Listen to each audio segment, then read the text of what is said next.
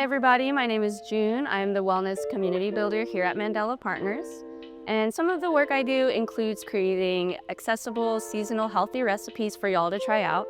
I also conduct health and wellness workshops, and I also support our produce stand bi-weekly. Today, I am making a traditional Filipino recipe that is close to home. It's called Chicken Nilaga with kalabasa. Kalabasa means squash. And this is a dish that has run in my family for generations, but we don't have it documented, so I am shouting out Panlasang Pinoy's recipe for today. And the first thing we're gonna do, that any chef does, is wash our hands thoroughly. All right, y'all, before we begin, we're gonna make sure all our surfaces are nice and clean before we start cutting our veggies and cutting our chicken. Alrighty, y'all, these are the vegetables that we'll be using for today's soup. This is the kalabasa or squash. You can use kabocha, delicata, butternut. It doesn't really matter, whatever is local to you. And we have a diced onion here. We're gonna dice this in a bit, but you'll use half an onion for the broth itself. Here is some cabbage that we'll be using. We have bok choy. And we're going to use these later on actually to make a sauce for the side. So I know squash can be really difficult to cut, but I did learn a pro tip recently. You can just blast your squash as is in the microwave for 5 minutes, and afterwards it'll be so much more softer and so much more easier to cut in half and work with. So I highly recommend doing that. Alrighty, so the first thing we'll just start with is the onion. I already have this sliced in half, but we're just gonna dice it. I like to take off the end here. I'll remove the skin. And I'm just gonna dice. It doesn't have to be perfect or anything. This is just going in the broth. And it doesn't have to be even or anything like that. So after I've cut my onions, I'm actually going to set them aside. Okay, and now we can work on the kabocha squash. So now that you've heated up your squash, it should be easy to work with. And some cutting advice, you're gonna wanna cut on the grooves so that you'll get a wedge like this. And I find that this is the easiest size and piece to work with.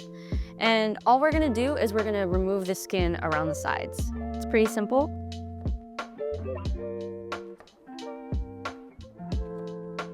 Some people like to leave the skin on. I just happen to be taking it off.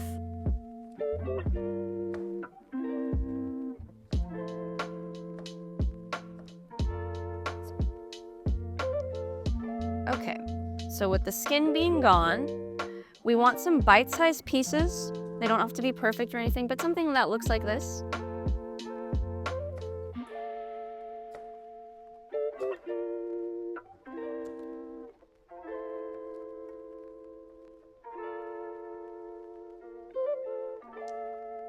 All right, and then we're gonna put our kabocha aside, and all we have left to work on is the cabbage. With cutting the cabbage, I just kind of cut it loosely. They don't have to be very tiny or anything, just in chunks would be perfect.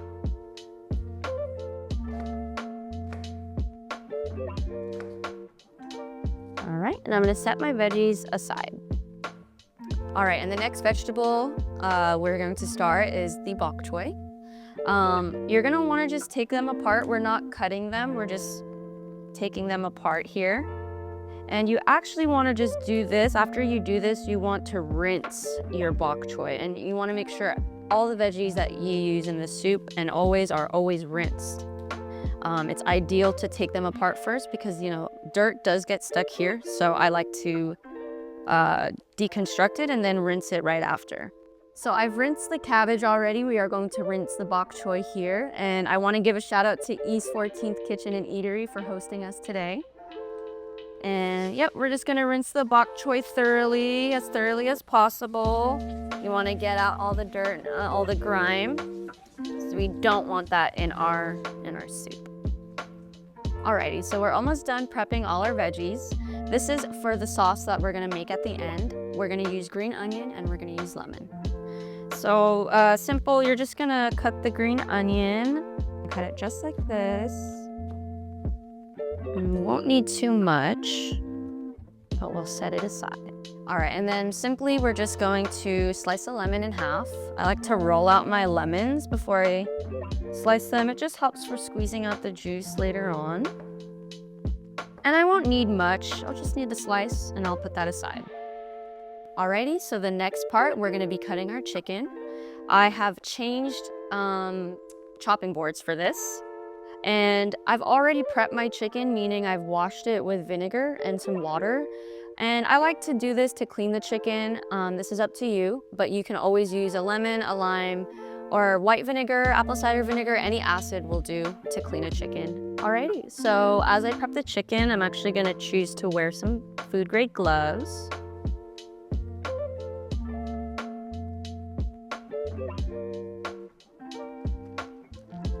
All right, and with your clean chicken,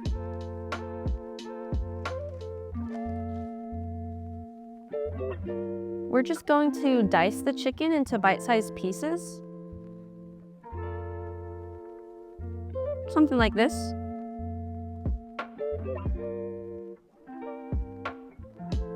I'm going to set aside.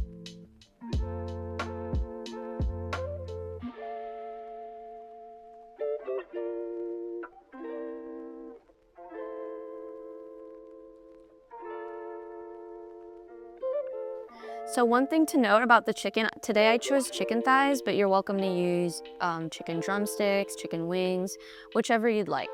Alrighty y'all, so this is the part where we're gonna get the broth ready. So pan lasang recipe calls for 6 to 8 cups of broth. You can adjust as needed. Here I have a 4-quart Dutch oven pot and I filled it halfway, so I'm using 2 quarts in my broth, which means I used bouillon cubes in this instance. I used 1.5 to 2, just so you know. You can adjust to taste it. It really is important to get the broth right and make sure that is really flavorful to your liking, as it will really marinate with all the rest of the ingredients in here. So to start, you'll have your broth in the pot, rolling boil, and you're gonna take your diced onions, and I have whole black peppercorn here. I took a little handful, you don't need too much, something that looks like that, and you'll enter it into the pot. The next item you'll put into the pot would be our chicken. So we'll enter this into the pot. You're going to want to turn your heat to medium and cover and let your chicken boil for 30 minutes. The next part are the veggies, and we're going to do this in a sequence since squash takes the longest to cook. In boiling water, it would take about 8 to 10 minutes for the squash. And you'll check to see if it's done all the way through with a fork. Alrighty, so the next vegetable we're gonna wanna add is the cabbage. Cabbage cooks in about 3 to 5 minutes. We don't wanna overcook the cabbage. We don't want it to be mushy. We want to preserve some of its crunch. So we'll just set it in the pot for 3 to 5 minutes with the lid on. Afterwards, we're going to add the bok choy. Bok choy does not take a long time to cook. We want to treat it the same way to reserve some of its crunch as well. It cooks for 1 minute, just leave it on with the lid. And after that, the soup is ready to be served. I love to serve it with a side of rice, and I also want to show y'all the sauce that I have on the side with it. Alrighty y'all, so this is the point where we want to make any adjustments to our broth. This is optional, but I do like to add a little fish sauce to just make it a little bit more flavorful. It can be a teaspoon or half a tablespoon, and I'll just measure that out real quick. And a little spoon here.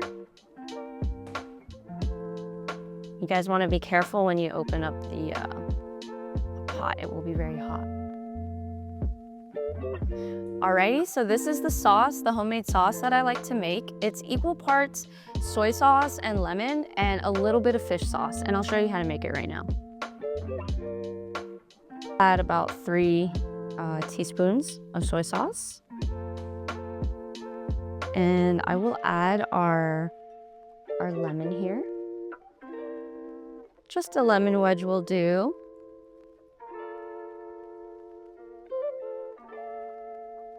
Alrighty, so we have the fish sauce here. We're gonna add it to the sauce.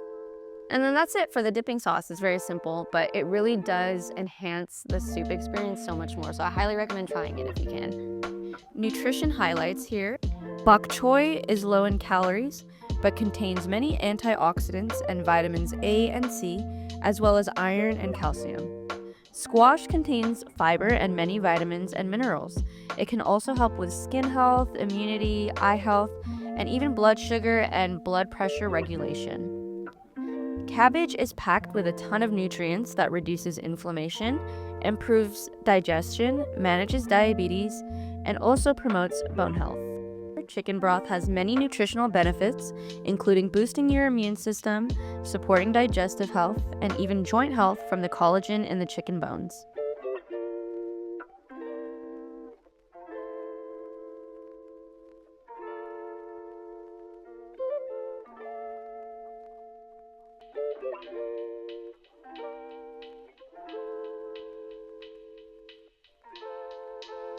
Alrighty, y'all, we're gonna do a taste test of this recipe. I'm gonna bring in my lovely colleague, Raya O'Rourke, who is our Senior Community Engagement Coordinator. I can't wait.